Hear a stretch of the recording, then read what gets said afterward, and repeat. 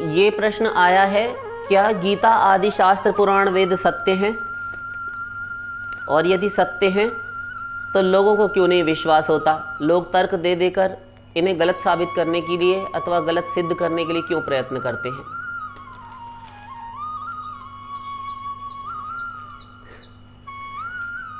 अक्षर अक्षर सत्य है, और जो लोग गलत सिद्ध करने के लिए प्रयत्न कर रहे हैं, प्रयत्नशील दिन रात लगे रहते हैं इसमें, वो स्वयं गलत हैं। उनका दिमाग स्वयं, मन मस्तिष्क खराब है, आपे में स्वयं नहीं है वे।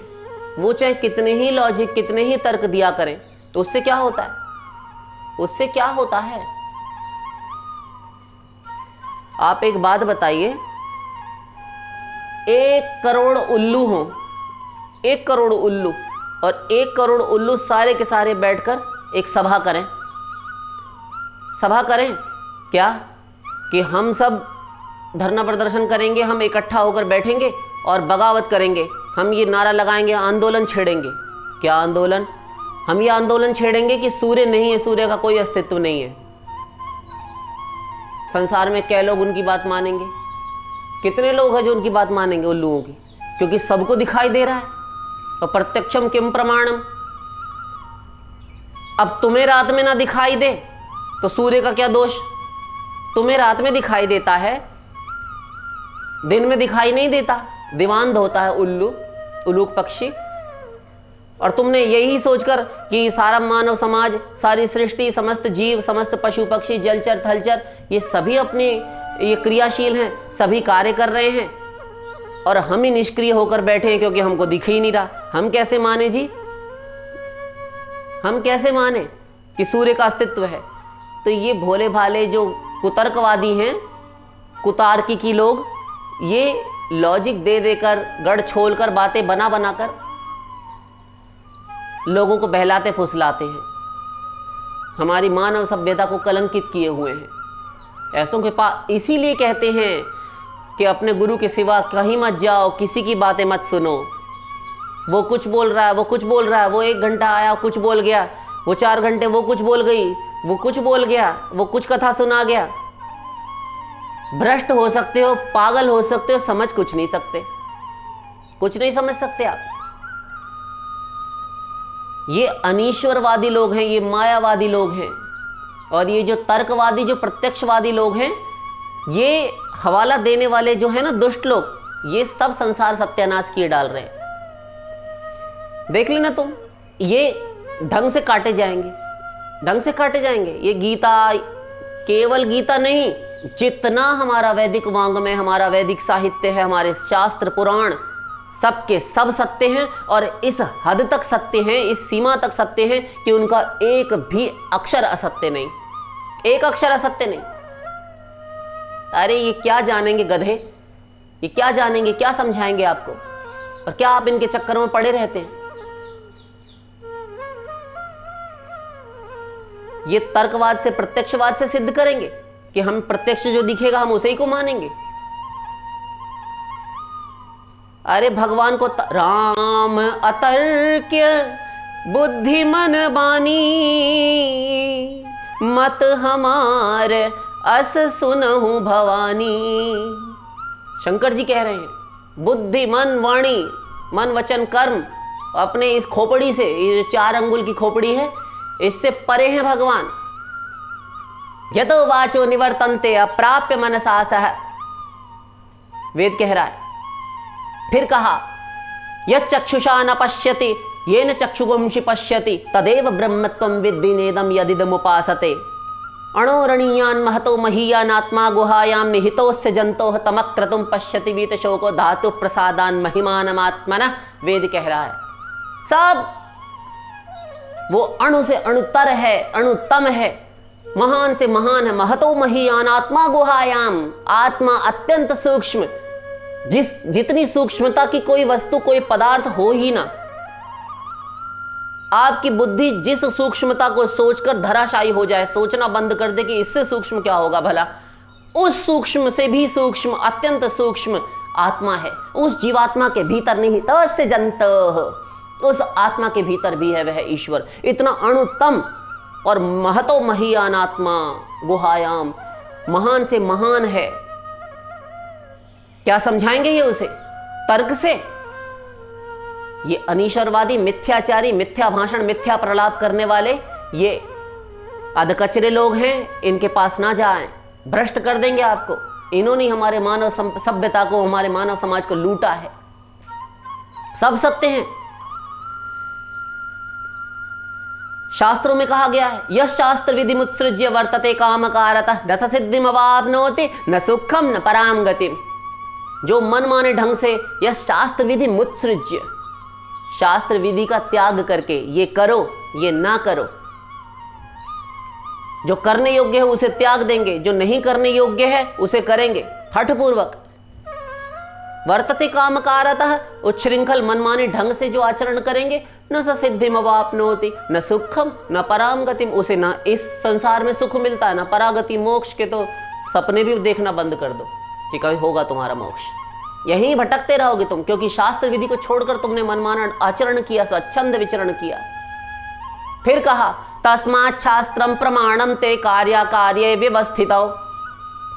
अर्जुन, तेरे लिए शास्त्र ही प्रमाण है। कार्य कार्य में क्या करना चाहिए, क्या नहीं करना चाहिए,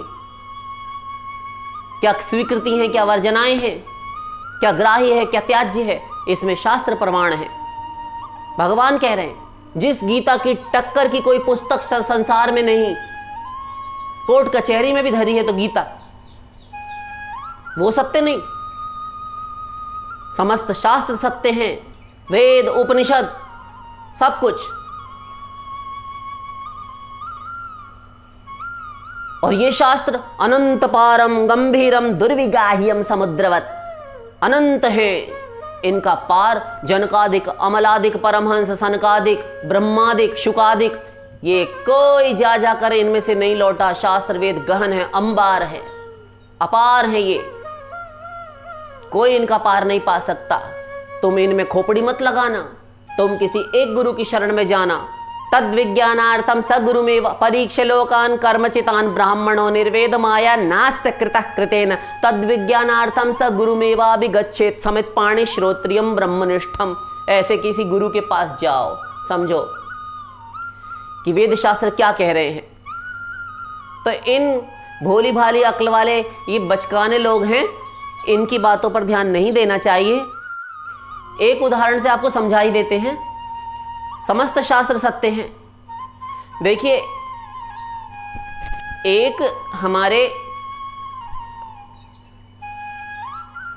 अभी कुछ ही वर्षों पहले की बात है, हम किसी बहुत पुराने किसी युग की बात नहीं कर रहे, ना तो हम द्वापर की बात कर रहे हैं और ना त्रेता और सतयुग की तो कहाँ से करेंगे। कलयुग में भी बहुत आगे निकलकर अभी कुछ ही दिन पहले की बात है, कुछ वर्षों की। एक हमारे बहुत भारी प्रकांड विद्वान, शीर्षस्थ विद्वान हुए हैं, महाभारत के बड़े बहुत बड़े भाष्यकार। उन्होंने उस पर भाष्य लिखा, जिनका नाम है जगन्नाथ मिश्र। ध्यान दो, जगन्नाथ मिश्र, महाभारत 1,00,000 श्लोक। ये क्या भाष्य करेंगे। एक छोटी सी पुस्तक है, एक सर्वाधिक जो हमारी गीता है, ये एक पुस्तक ऐसी है, एक ग्रंथ जिसके सबसे अधिक भाषाओं में अनुवाद किए गए हैं। अंग्रेजी में, उड़िया में, तेलुगु में, फारसी में, गुजराती में, तमिल में, सब भाषाओं में अनुवाद इस गीता का। छोटी सी पुस्तक है ना, गली गली नुक्कड़ नुक्कड़ पे बैठे हैं। और कौन? जो संस्कृत का कायदा ना जाने, वो भी गीता का अपने आप को अनुवादक, भाष्यकार कहता है। छोटी सी पुस्तक है, 700 श्लोक है, अधिक परिश्रम नहीं पड़ता, अधिक परिश्रम नहीं। मनमाने ढंग से कुछ भी भाषा किया करो, उसकी कुछ भी लिखा करो उसका अर्थ, तो सब अनुवादक हुए उसके, सब ने लिखा। मायाबद्ध जीवों की बात कर रहे हैं हम, महापुरुषों की नहीं। किंतु 1,00,000 श्लोकों का महाभारत, शतसाहस्त्री संहिता, जय भारत, इसके भाष्यकार हुए हैं श्री जगन्नाथ मिश्र, ब्राह्मण हुए हैं, तो प्रकांड विद्वान थे। तो जब ये महाभारत का भाष्य लिख रहे थे उसी समय की बात है। महाभारत का भाष्य लिखते लिखते जब ये आए, युद्ध प्रारंभ हुआ। तो युद्ध प्रारंभ होने को है, आप सभी जानते हैं कि गीता का प्रारंभ ही वहां से होता है जहां पर धर्म क्षेत्रे कुरुक्षेत्रे समवेता युयुत्सवः मामकाः पांडवाश्चैव किम कुर्वत संजय।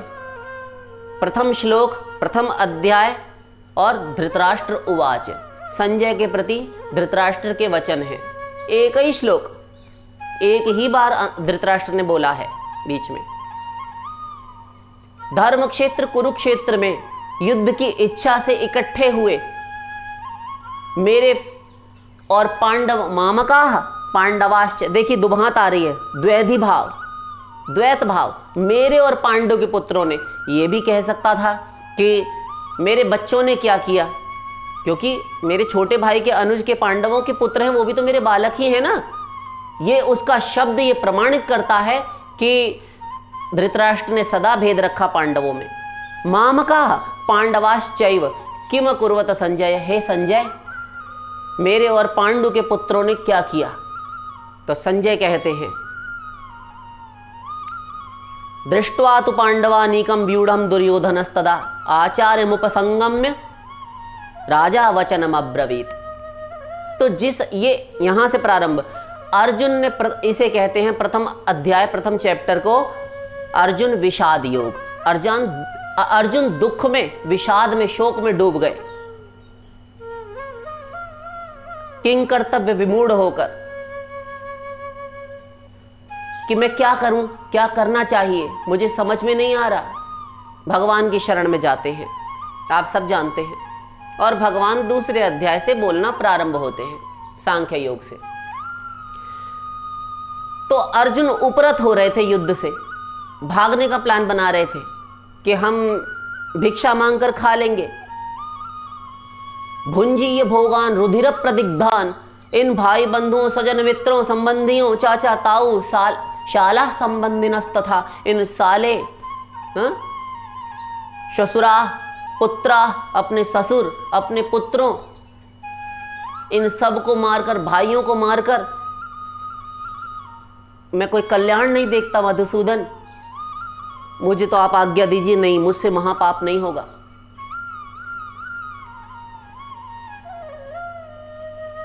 तो यहां से गीता प्रारंभ होती है।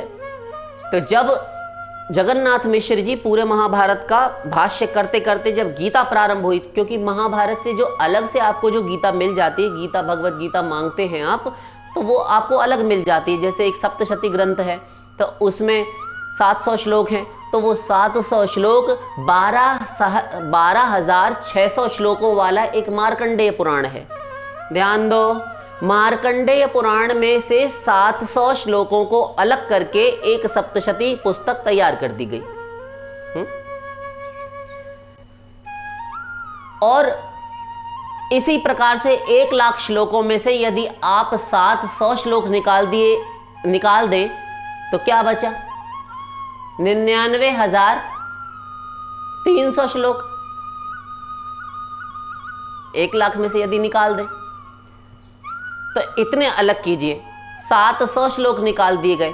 तो ये जब गीता पर आए और गीता का भी पिछले समस्त अध्यायों का भाष्य उन्होंने कर दिया, सही सही करते चले आ रहे थे, बिल्कुल सही, कोई काट छांट नहीं। किंतु जब आए इस श्लोक पर,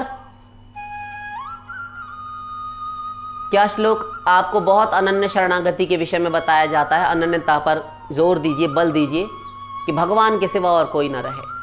तो उसमें श्लोक है, अनन्य चेता सततम यो माम स्मरति नित्यशः तस्याहम सुलभः पार्थ नित्य युक्तस्य योगिनः। ये अनन्य भक्ति से जो मेरा स्मरण करता है उसको मैं सुलभ हूं।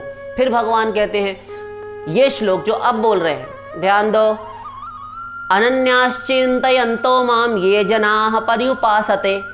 अनन्याश्चिन्तयन्तो माम ये जनाः पर्युपासते तेषां नित्या अभियुक्तानां योगक्षेमं वहाम्यहम्। ये श्लोक, अनन्य चेता, अनन्यास चिंतयन्तो माम, जो अनन्य भाव से मेरा चिंतन करते हुए, मेरा स्मरण करते हुए, केवल मुझ में भक्ति प्रीति रखते हुए मेरा ही भजन करते हैं, मेरी उपासना करते हैं, ये जना पर्युपासते।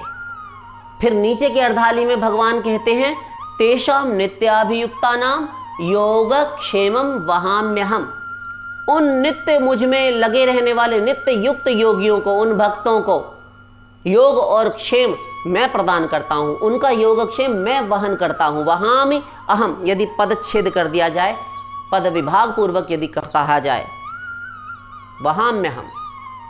तो इस श्लोक पर जब जगन्नाथ मिश्र जी आए तो वो आकर लिखने उन्होंने सोचा, कलम उठाई और अपने शीश से मारने लगे। ऐसे करते हैं ना आप, बालक जब किसी सब्जेक्ट में विषय इत्यादि को हल करते हैं तो बहुत उलझ जाते हैं, तब अक्सर कलम मारते हैं, ऐसे करते हैं। तो जगन्नाथ मिश्र जी भी लेखनी कनपट्टी से मारने लगे और सोचने लगे कि क्या ये ठीक है, ये बात हमारे गले से उतरती नहीं, हमको जचती नहीं, रुचती नहीं। क्या नहीं रुचता आपको जगन्नाथ मिश्र जी? हमको ये बात नहीं अच्छी लग रही, हमको समझ में नहीं आ रही। अच्छी तो है, चलो अगर भगवान ऐसा करते हैं तो अच्छी बात है, किंतु हमें सही नहीं लग रहा। हमें लगता है ये पुस्तक जहाँ से ली गई है, ये पुस्तक जहाँ की है, वहाँ में हम उस पुस्तक ने अवश्य ही गलत लिखा, क्योंकि पहले तो हस्तलिखित प्रतियाँ होती थी, तो किसी लिखने वाले ने रोशनी भ्रम हुआ होगा, रोशनी में अब कुछ कम होगी, प्रकाश की अल्पता के कारण, प्रकाश की मात्रा कम होने के कारण नेत्र चौंधिया गए होंगे, तो ददाम में हम का कुछ कर दिया, वहां में हम का ददाम में हम, या ददाम में हम का वहां में हम। अब क्या सही बैठता है ये हम सोच कर लिखते हैं, समझते हैं। तो उन्होंने एक तर्क लगाया उसमें, ध्यान दो, उन्होंने तर्क लगाया कि वहां में हम नहीं हो सकता, और जबकि गीता में आज तक अद्यावधि वहां में हम ही चल रहा है। वहां में हम का अर्थ क्या होता है? आपके पास भी जो किताबें हैं, पुस्तकें हैं गीता जी की, अथवा आप खरीद कर लाइए, वहां पर भी आपको ददाम में हम नहीं मिलेगा, वहां में हम ही मिलेगा। तो क्यों जी, ये वहां में हम क्या होता है? वहां में अहम अर्थात मैं वहन करता हूं। यहां भगवान डायरेक्ट अपने आप से कह रहे हैं कि मैं स्वयं भक्तों का भार उठाता हूं। इस एक पद का अर्थ ये हुआ। तो जगन्नाथ मिश्र जी क्या सोच रहे थे? वो ये सोच रहे थे कि भगवान कर्तुम अकर्तुम मन्यथा कर्तुम समर्थ, ऐसे होकर सर्व संकल्प सत्य संकल्प, आप्त काम पूर्ण काम परम निष्काम, अनंत शक्तिशाली सर्व सामर्थ्यशाली भगवान और अनंत कोटि विश्व ब्रह्मांडों के स्वामी, उनमें रहने वाले समस्त जीवों, न केवल जीवों, देवताओं और देवताओं के भी ऊपर त्रिदेव ब्रह्मा विष्णु शिव, अनंत ब्रह्मा विष्णु शिव, इन सबके स्वामी हैं, अनंत उनके सेवक हैं। ईकले ईश्वर कृष्ण आर सब भृत्य, चैतन्य चरितामृत। अकेले ईश्वर श्री कृष्ण ही हैं, और समस्त जितने भी देवी हों देवता हों, ये सब भृत्य हैं, सेवक हैं। तो इतने सारे सेवक, ध्यान दो, उनको ये भ्रम हुआ, उन्हें ये डाउट हुआ कि वहां में हम तो नहीं हो सकता, क्योंकि भगवान स्वयं कह रहे हैं। इस श्लोक का अर्थ तो यही होता है, क्योंकि विद्वान थे, जान गए कि वहां में हम नहीं हो सकता। वहां में हम का अर्थ तो होता है कि मैं स्वयं प्रदान करता हूं। भगवान के इतने सारे सेवक जब हैं तो वे स्वयं क्यों आने लगे? भला स्वयं क्यों आने लगे? तो उन्होंने क्या सोचा? उन्होंने सोचा, न केवल सोचा, उन्होंने लिखा भी कि हाँ ये सही है जो हम सोच रहे हैं। क्या? ददाम में हम होगा कि मैं किसी के द्वारा भिजवा देता हूँ, उसका योगक्षेम वहन करवा देता हूँ, किसी के द्वारा भेजकर, अपने किसी सर्वेंट, किसी भी देवी देवता, किसी दूत, किसी पार्षद के हाथों भिजवाकर योगक्षेमम ददाम में हम कर दिया। बस पूरा पद नहीं बदला, म्यहम मी अहम से पूरा वही, केवल वहा के स्थान पर उन्होंने ददा कर दिया। और उसके आगे के श्लोक भी भाष्य रचे। लिखने के उपरांत संध्या वंदन का समय हो रहा था, क्योंकि ब्राह्मण हैं, उस समय तो सभी पालन करते थे। आजकल तो सब ब्राह्मण अपने आचरण भ्रष्ट हो चुके, गिर चुके हैं, पतित हो चुके हैं।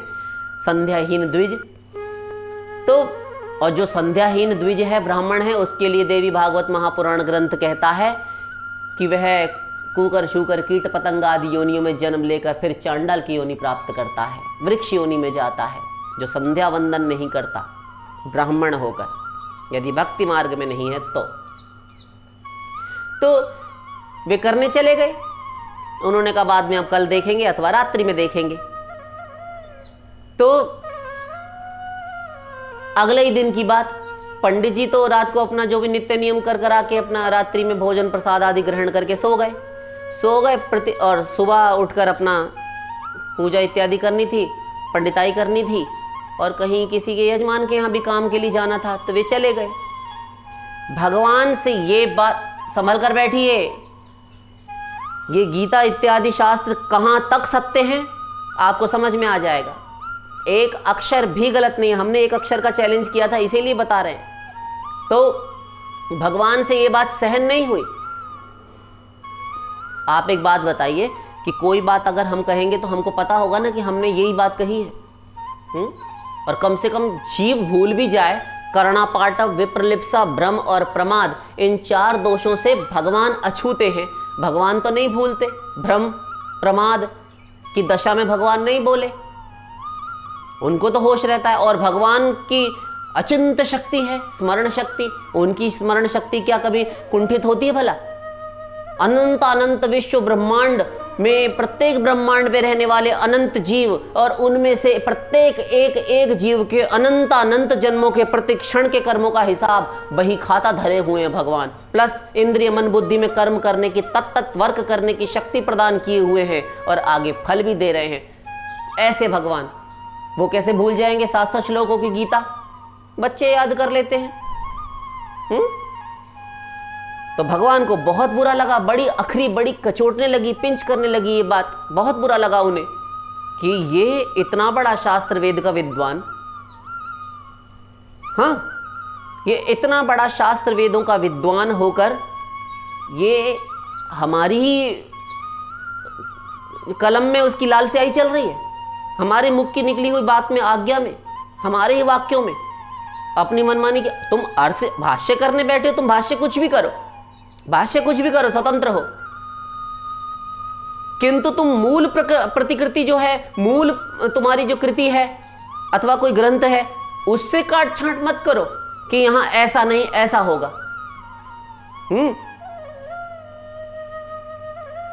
तो मूल गीता के श्लोक में ही उन्होंने काट छांट शुरू कर दी। ये जब तक भगवत प्राप्ति जीव नहीं करता तब तक उससे गलती बनी रहती है, हो सकती है, पूर्ण संभावना है पतन की। जब थोड़ा बहुत विद्वान हो जाता है ना तो वो दूसरों के कान काटने लगता है, सोचता है कि हम ही सब कुछ है। अधजल गगरी छलकत जाए, थोथा चना बाजे घना। तो अधूरा ज्ञान सदा नीम हकीम खतरे जान। तो इन्होंने वहां में हमको ददाम में हम पद लिख दिया। में हम तक तो सही है उसी में से, लेकिन ददा और वहा ये फर्क हुआ। भगवान को बर्दाश्त नहीं हुई। अगली सुबह भगवान एक बालक का रूप बनाते हैं। बालक का रहा होगा 10-12 वर्ष का बालक, पौगंड अवस्था का, और बनाकर भगवान ने सर के ऊपर एक बड़ी सी पोटली बनाई, गठरिया। और गठरिया में बहुत प्रकार के फल, दाख, छुहारा, मेवा, मिष्ठान, अन्न, राशन जो आप लेकर आते हैं ग्रोसरी स्टोर से, राशन परचून की दुकान से, आटा, दाल, चावल, भाजी, तरकारी, तेल, मसाला, घी, सब कुछ जो भी रखना चाहिए वो सब कुछ ले आए। अच्छा खासा 25-30 किलो वजन हो गया। और वो छोटा सा बालक, किंतु भीतर तो भगवान ही है ना, इसीलिए वो लेकर पहुंचे। और सामने जब पंडितानी के पहुंचे तो वो जगन्नाथ मिश्र के घर पहुंच गए भगवान, वो बालक का रूप बनाकर इतनी गठरिया में सामान लादी लेकर। और पंडित जी तो गए हुए थे घर से बाहर, अवश्य कार्यवश। तो जब गए तो पंडितानी के सामने जाकर लड़खड़ाने लगे। और एक काम उन्होंने किया, वो क्या? भगवान ने अपने मुख पर इस प्रकार से रक्त बनाया, अब क्योंकि योग माया से सब कुछ बन जाते हैं वो, तो उन्होंने मुख अपना फूटा फुटाया, जख्मी मुंह बनाया, और जिसमें से दांत टूटा हुआ लटक रहा था, मांस निकल रहा था जिसमें से। देखकर इतनी दयनीय दशा उस बालक की, कि उसको पहले तो किसी ने मारा हो और उसके बाद में इतना अत्याचार करके उसको कहा हो चल लेकर, और उसमें इतना पिटाई खाने के बाद और मुंह फूटा फुटाया, मुंह से गाढ़ा गाढ़ा खून गिर रहा है, तार बन बन कर गिर रहा है और दांत भी फूटे फुटाए, मुख में खून भरा हुआ है। और इस प्रकार का मुख वो बालक अपने वस्त्र सने हुए रक्त रंजित और जैसे तैसे लड़खड़ा कर पंडित जी के घर तक गया।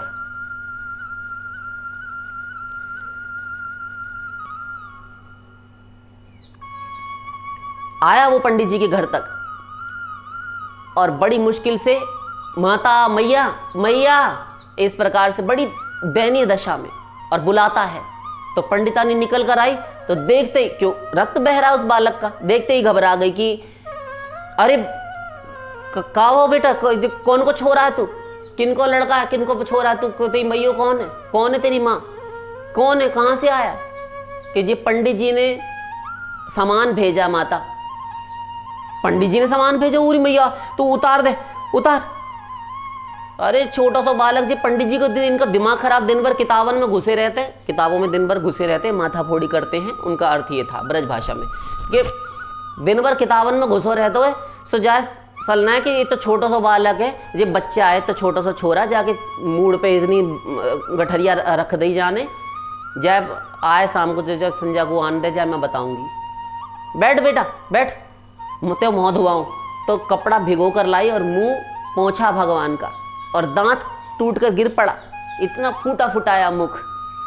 जब उसने पोंछ दिया पंडितानी ने तो ब्राह्मणी बैठ गई और हवा करने लगी पंखे से। बेटा तू कहाँ से आ? हम रास्ते में जा रहे थे तो पंडित जी के हाथ में इतना सामान था तो यजमान ने दे दिया, तो उन्होंने कहा कि इधर आ, तो उन्होंने कहा लेकर जाओ। हमने कहा हम नहीं लेकर जाएंगे, तो कह रहे तुमको जाना पड़ेगा। तो हमको मारा पीटा और इतना मारा कि घूसा ऊसा लगा दिए तो हमारा मुंह फूट गया। फूट गया तो हमें आना पड़ा, भयाक्रांत होने के कारण हम डरते हैं कि कहीं रास्ते में फिर कहीं, हम तो वहीं से अपना काम करने के लिए जाते हैं, गैया इत्यादि चराते हैं, हमको मार बैठेंगे वो फिर किसी दिन, तो हम कहाँ जाएंगे? और हट्टे कट्टे लंबे चौड़े पंडित जी हैं। अबे हाँ ऐसे मारेगा वो, बागो रात चल रहा हो, मैं बताऊंगी जाए, तू यहीं डटो रहे कि नहीं हम नहीं रुकेंगे, हमको डर लगता है उन पंडित जी से। एक ही बार में उन्होंने हमारे बहुत समझिए कि हम चले आए लेकर, हड्डी पसली टूटने वाली थी हमारी, तो हम तो जाएंगे यहाँ से, हम तो यहाँ से भाग जाएंगे, हम तो यहाँ नहीं रहेंगे। हाँ तो मैया तुम ये सामान रखो और हम जा रहे हैं। सामान रख गए भगवान, वो बालक रूपी भगवान, और चले गए। पंडितानी दिन भर पंडित जी को गरियाती रही, दुनिया भर का 10,000 गाली दे डाली मनी मन कि शाम को आवे तो। खैर भगवान तो चले गए लीला करके, और शाम ध्यान दो भगवान चले गए और पंडित जी शाम को पधार गए। आए तो उन्होंने ऐसे खोखियानी सी देख रही थी। हाँ तो कह रहे अरे पंडितानी जरा जल्दी से। देखा तो पंडित जी के होश गुल, क्या हुआ ऐसे काय को देख रही है? तो क्या खाएगी? क्या खाएंगी तुम्हें हम बाद में बताएंगे, तुम ये बताओ कि तुम पहले तुम स्नान इत्यादि कर लो तब तुम्हारी खबर लेंगे हम। हाँ बड़े गुस्से में। तो बोले ऐसे पता नहीं क्या हो गया, अरे बता दे। तो कह नहीं बताएंगे हम तभी, तुम पहले स्नान इत्यादि कर लो, पूजा का टाइम हो रहा, मोहना चलाओ। हाँ तो पंडित जी चले गए स्नान इत्यादि अपना करके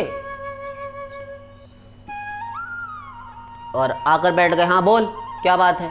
तो तुम ये बताओ, ये लो पानी पी लो, और तुम ये बताओ कि तुमने उस बालक को मारा क्यों? कौन था वो बालक?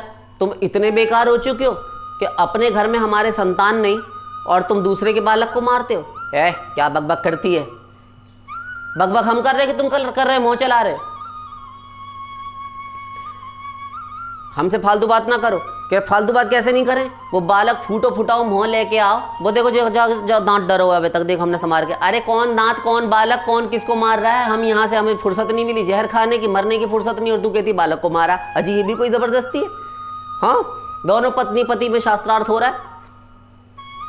तो कहते हैं कि किस बालक की तू बात कर रही है? तो कहते कि वो बालक, देखो इतने आओ हम तुम्हें दिखाएं। तो लेकर गई और रसोई में जाकर दिखाया, ये देख कितना पूरी डलिया, पूरा ये पोटली पुटरिया गठरिया भर के तुमने सामान भिजवाया, ये सारा दे कर गया वो बालक। तुमने उसके सर पे लाद के, इतना छोटा सा बालक, फिर तुमने उसे मारा, और फिर लहूलुहान करने के बाद में उसके सर पर इतना वजन रखा। तुम ब्राह्मण हो, पंडित हो, सारे संसार में तुम्हारी निंदा होगी। कह रहे पंडितानी तू क्या बकवास कर रही है, मुझे नहीं पता, और ये सामान आया तो मैं मान रहा हूं, लेकिन ये कौन बालक दे गया और फूटा फूटा है मुंह लेकर, कि तुम्हें ना पता? मुझे कसम खा रहा हूं, तेरे सर के ऊपर हाथ रखकर हम कह रहे हैं पंडितानी हमको कुछ नहीं पता वो कौन था बालक।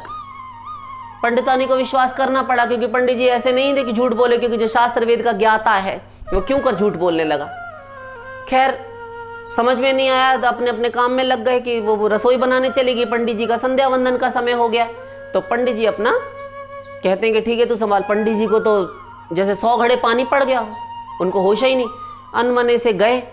उस दिन उन्होंने भाष्य रचना नहीं की, तो वो गए मंदिर में और जाकर उन्होंने देखा तो मंदिर में पूजा इत्यादि करके आ गए, पूजा आरती करके आए, और आकर उन्होंने सोचा कि मन तो लग नहीं रहा, परेशान हम हो गए हैं, तो उठे। पंडितानी से कहा जरा यहाँ पर दिया इत्यादि प्रज्वलित कर दो, तो थोड़ा रोशनी में बैठकर हम थोड़ा सा लिखें, थोड़ा मन बहल जाए, न जाने कौन वो बालक था, हमें तो नींद ही नहीं आ रही। तो पंडितानी आकर पंखा हाँकने लगी, दिया जलाकर धर दिया, और पंडित जी ने मसी पात्र में कलम डुबोई और उन्होंने अपना ग्रंथ खोला और लिखने चले वहीं से श्लोक आगे। तो उन्होंने देखा कि हमने इसकी जो है भाष्य किया था, वहां में हम ददाम में हम कर दिया था। तो उन्होंने जब देखा तो वहां पर उनको वहां में हम लिखा मिला और दूसरे ही रंग की स्याही में लिखा हुआ मिला।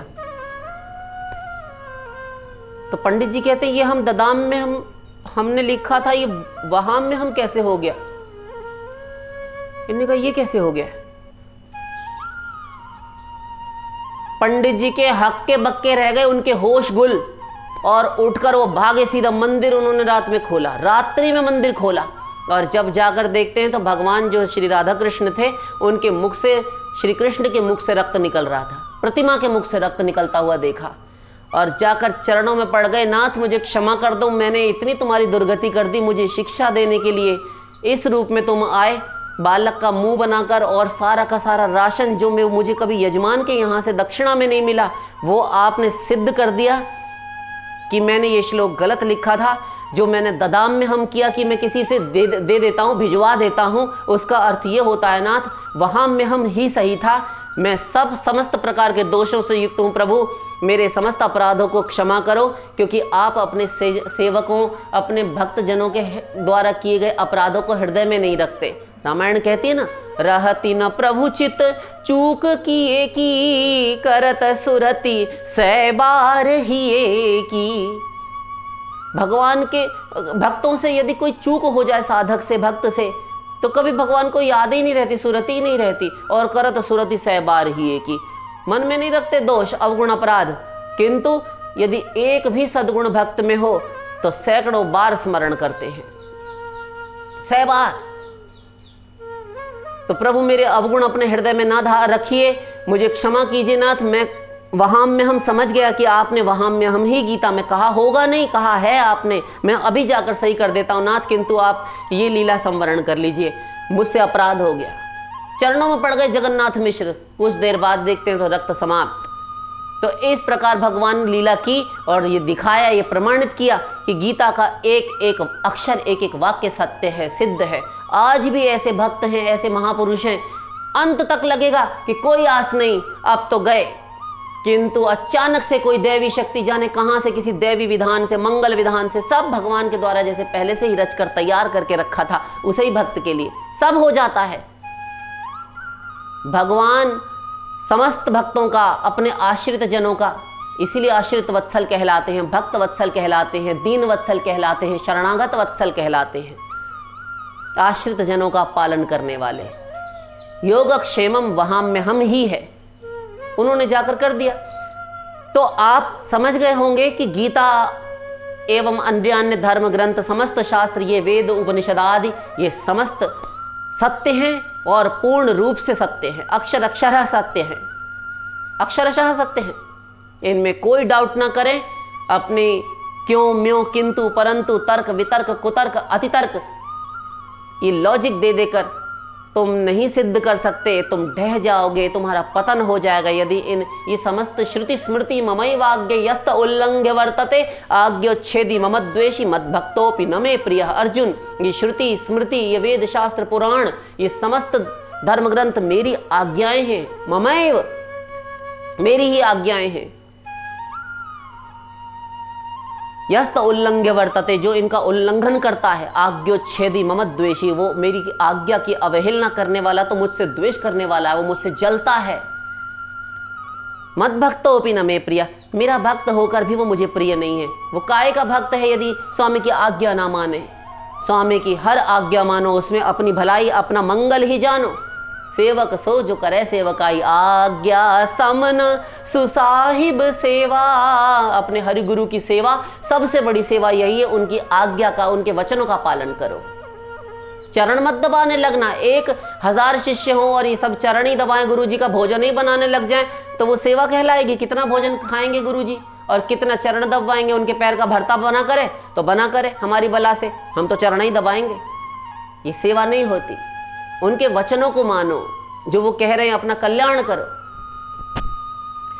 तो आप समझ गए होंगे कि समस्त धर्म ग्रंथ, धर्मशास्त्र, ये सब अक्षरशः सत्य हैं। इनमें बिल्कुल निश्चिंत होकर हम शास्त्रों पर भरोसा कर सकते हैं, विश्वास कर सकते हैं। इन गधों का विश्वास हम कर लेते हैं। अभी एक खबर आ जाए, अब वो प्रधानमंत्री, देश का प्रधानमंत्री मर गया, अभी देखिए तुरंत वायरल हो जाएगा, हाहाकार, लाखों में देख डालेंगे एक ही घंटा में लोग। हाँ?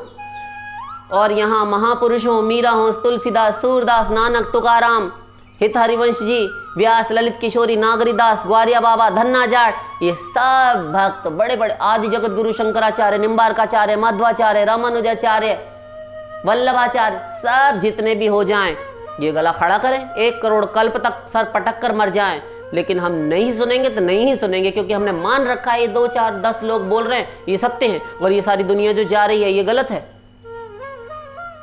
तो 10 करोड़ उल्लू अगर मिलकर बगावत करें कि सूर्य नहीं होता, तो वो किया करें, उनकी बात कौन मानेगा? समस्त धर्म ग्रंथ सत्य हैं, ये विश्वास रखिए और धर्म ग्रंथों, धर्मशास्त्रों के अनुसार ही चलिए। वेद आज्ञा विरुद्ध आचरण ना कीजिए, कभी पतन नहीं होगा। शेष फिर वृंदावन विहारी लाल की।